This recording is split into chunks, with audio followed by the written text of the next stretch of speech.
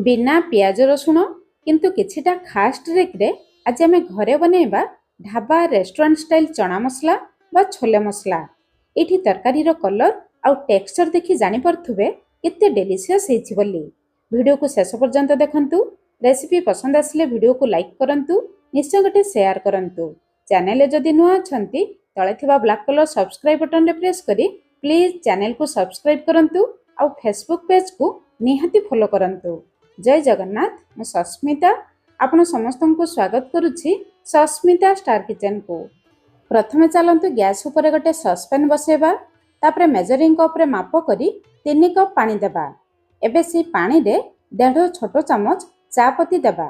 Normal चापत्ती जो चापत्ती रे आपने नित्यदिन चा बनाती। तापरे गैस रो फ्लेम हाई रखी केवल 2 रु 3 मिनिट पर्यंत पानी को हाई फ्लेम रे फुटेबा।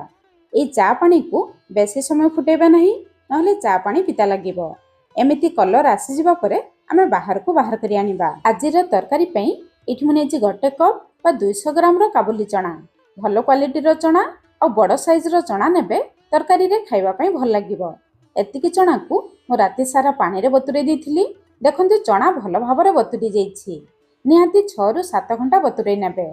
तापरे चलंतु गोटे प्रेशर कुकर नेबा, बतुरे रखिथिबा चना को देबा। एबे चना रे किछि खास जिंस देबा। गोटे तेजपत्र, छोट खंडे दालचीनी, गोटे बड़ अलैच को टिके छेचिकी देबे, भलो बासना आसीबो। ता सहित 3-4टी लवंग, ता सहित जदि चक्रफूल थिबो गोटे चक्रफूल देबे, बहुत बढ़िया बासना आसीबो। जदि नथिबो देबे नाही। आधा छोट चामच हळदी गुंड, स्वाद अनुसार लूण, तापरे अल्प किछि धनिया पत्र नाड़ सहित देबा। चना सिझेबा समय ए सब जिंस दे सिझेले चना तरकारी रे बहुत बढ़िया बासना आउ टेस्ट आसे। तापरे आमे जो चापत्ती पानी को फुटेई रखिथिले से चा पानी को देबा। चा पानी दे चना सिझेले चना तरकारी रो कलर पूरा ढाबा रेस्टोरेंट रो चना तरकारी परि आसे। साधारणतः ढाबा रेस्टोरेंट रे ए उपाय रे तरकारी बनांती, सेति सेमानक तरकारी रो कलर टिके अलगा आसे। तापरे केवल गोटे पिंच खाइबा सोडा देबा। खाइबा सोडा देले चना बहुत बढ़िया सिझी जिवो। पानी आपने देखिकी देबे, बेसी पानी देबे नहीं, चना बुड़ीबो सेतिकी पानी देबे। 3 कप पानी रु देखंतु अल्प पानी आमर बळका रहिला। एबे आमे गैस ऊपर कुकर को बसेबा। प्रथमे हाई फ्लेम रे गोटे हुइसिल देबा। हाई फ्लेम रे गोटे हुइसिल आसीबा परे गैस रो फ्लेम पूरा लो रखी लो फ्लेम रे 3टी हुइसिल देई बाहर को बाहर करी आनिबा। बेसी समय सिझेबे नहीं, नहले चना बेसी सिझी जिवो। तापरे बाहर को आनी पूरा प्रेशर रिलीज हेबा पई छाड़ीबा। सेई भितरे चलंतु तरकारी पे मसला बनेबा। मसला पई एठी मु नेछि 1.5 इंच रो अदा। जेहेतु बिना प्याज रसुण तरकारी अदा टिके अधिक देबा। राग पई 2टी कंचा लंका, अल्प किछि धनिया पत्र नाड़ देले बहुत बढ़िया बासना आसीबो। ता सहित गोटे बड़ साइज रो टमाटो, 2-3 चमच पानी दे मसला को चिकन करी बाटी आनिबा। मसला रेडी हो गला। सेपटे चलंतु कुकर रु प्रेशर रिलीज होला परे आमे चना को चेक करिबा।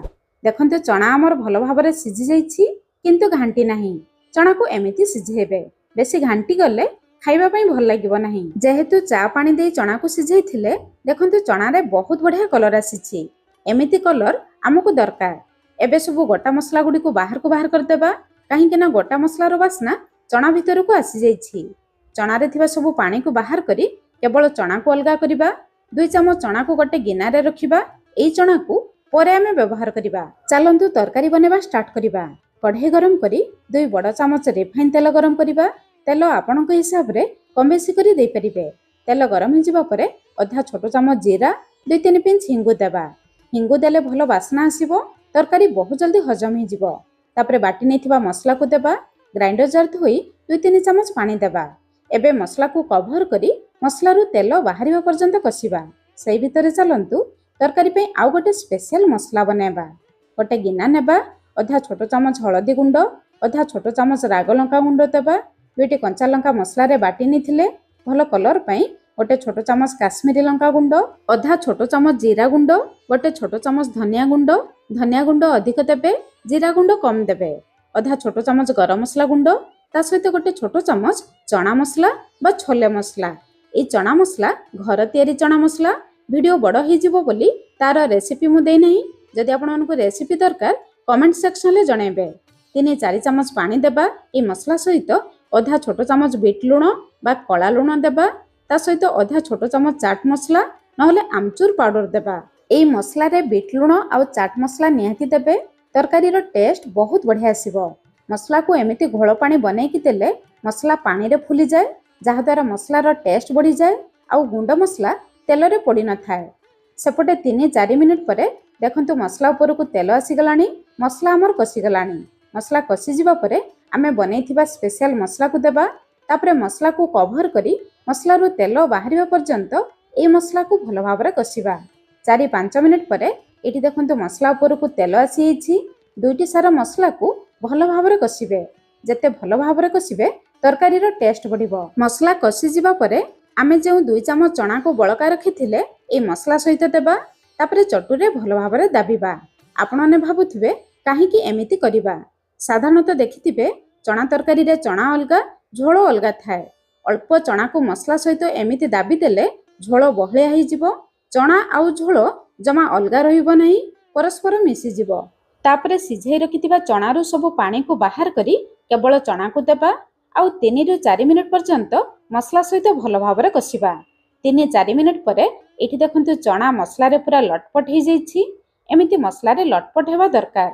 मसला कसी जिबा परे झोल पई आमे चना सिझेइथिबा पानी सहित अल्प पानी मिसे गरम करिबा। से गरम पानी को देबा, जमा ठंडा पानी देबे नहीं किंबा अधिक पानी देबे नहीं। आपण माने जेतिकी झोल करिबा पई चाहिबे सेतिकी पानी देबे। पानी देबा परे गैस रो फ्लेम हाई रखिबा, पानी बहुत जल्दी फुटी जिवो। तापरे 4-5 मिनिट पर्यंत आमे झोल को फुटेबा। 4-5 मिनिट परे एठी हम तरकारी पूरा रेडी हो जाइछि। आपण चाहिले एमिति खाइ परिबे, किंतु ए तरकारी को टिके ढाबा रेस्टोरेंट रो टच देबा पई गोटे छोट तड़का पैन रे गोटे छोट चामच बटर देबा। बटर बदल रे आपण माने गुआ घी दे परिबे, किंतु बटर देले ढाबा रेस्टोरेंट रो टेस्ट परि आसीबो। बटर गरम हो जिबा परे आधा छोट चामच जीरा देबा। जीरा फुटी जिबा परे आधा इंच रो अदा को एमिति सरू पतला करी काटिकी देबा। ता सहित 2टी कंचा लंका मझिरु चिरा लगेई देबा। तड़कारे एई 2टी जिंस देले ई तरकारी रो टेस्ट बहुत बढ़िया आसीबो।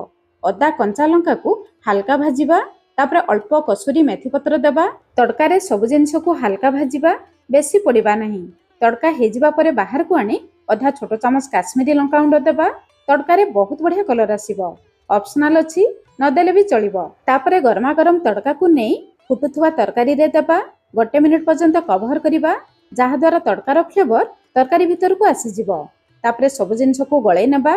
झोल एतिकी बहलिया रखिबे। तरकारी ठंडा हला परे झोल आउ टिके बहलिया हो जिवो। शेषरे भलो बास्ना पई बेस किछि धनिया पत्र देबा। एबे आमे गैस रो फ्लेम बंद करिबा। गैस रो फ्लेम बंद करी 5 मिनिट पर्यंत छाड़िबा। तापरे तरकारी रो कलर आउ टेक्सचर देखिबे। 5 मिनिट परे एठी हम तरकारी रो फाइनल लुक आउ टेक्सचर देखंतु केते डेलिशियस देखा जाउछि। आपण माने एई प्रोसेस रे बनांतु आउ केमिति लागिला निहाती मते कमेंट्स करी जणाइबे। ताहले आजि पई रहिली, पुणी देखा हबा नया रेसिपी रे। धन्यवाद।